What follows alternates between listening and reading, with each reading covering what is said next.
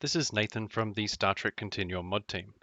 Today I'm going to be using 3ds Max to show you how to go from an old HOD to a new HOD for Homeworld Remastered. The ship I'm going to be using for the demonstration is the Klingon TNG era flagship, a Negvar class. You've got your HOD here in the ship folder from the old game, so just open that up in Cold Fusion HOD editor, CFHOD. Export all of your textures, just a new folder on the desktop is fine, and grab the ship mesh from LOD 0, if I can click on it. Just export from there, and any collision meshes you might have done as well. One thing to note is that you only need to worry about LOD 0. LOD 1 and 2 are handled in-game by the game itself now. Even the textures are scaled down dynamically, so you don't really need to worry about that extra work. All of the joint positions should be reusable in 3ds Max, so let's leave that open for reference later. You've got your new folder here, and from all the textures you can see, first up are our level 1 and 2 LOD textures. So they're particularly tiny, so let's get rid of those. Now what we're left with are the LOD 0 textures. For the textures in Homeworld 2, you needed 3 maps, a diffuse, a glow, and a normal. For Homeworld Remastered, you need diffuse, glow, normal, specular, team, stripe.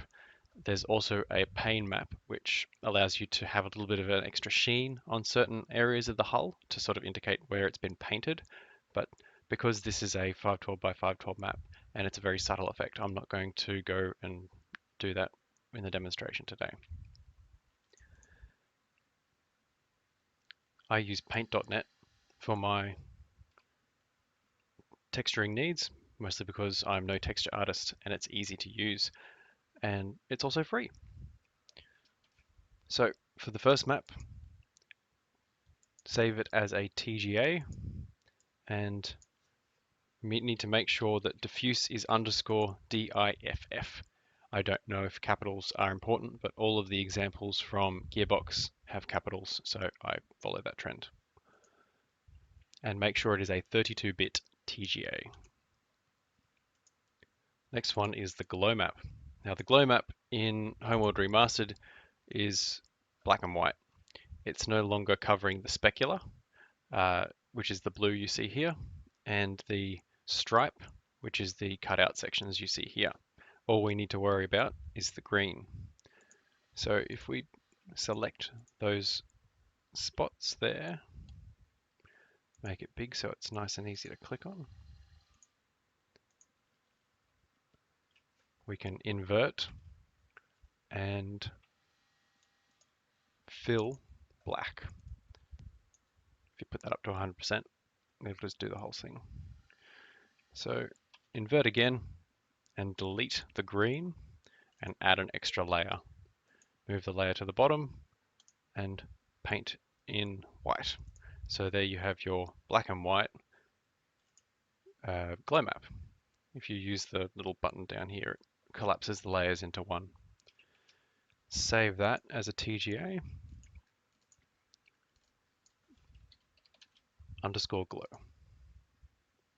Now it's important that you keep the first part of the name the same for each of these maps, because all of these will be collapsed into just a couple of maps in the HOD file later by Hodor, as Gearbox unfortunately named it. We've had the good fortune for our very own Herbie to do a proper normal map for these instead of having to use the paint.net plugin.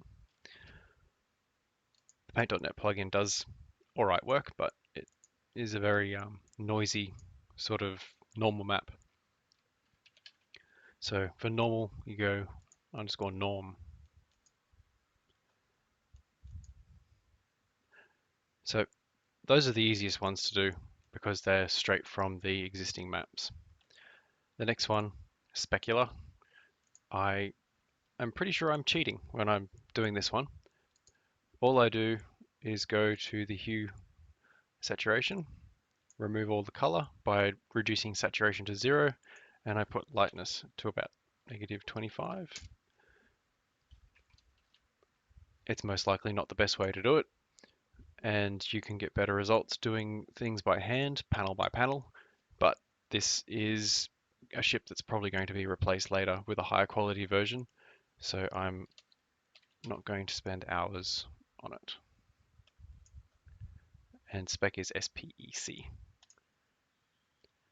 For our team and our stripe maps, we need to go to the glow. We had our cutout sections here, as you can see. I need to reduce the tolerance so that it's just selecting the area there.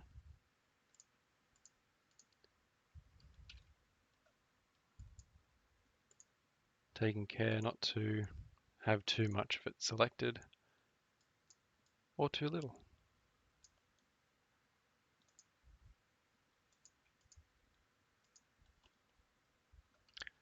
In the same manner as the actual glow map, we want to have that as black and white.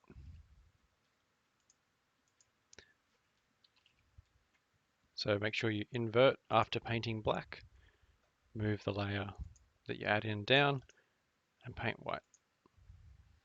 And then squash that down.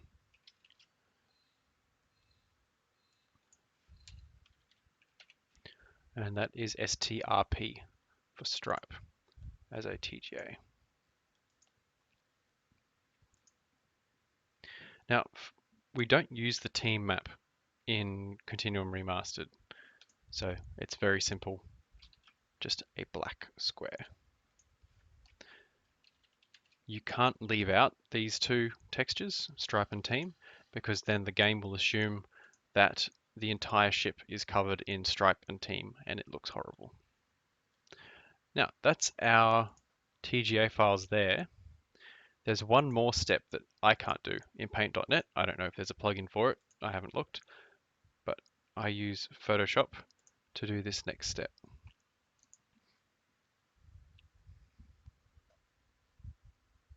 Which I should have opened earlier, but that's all right. I have a nice computer, so it's pretty quick. So we have our stripe and our team.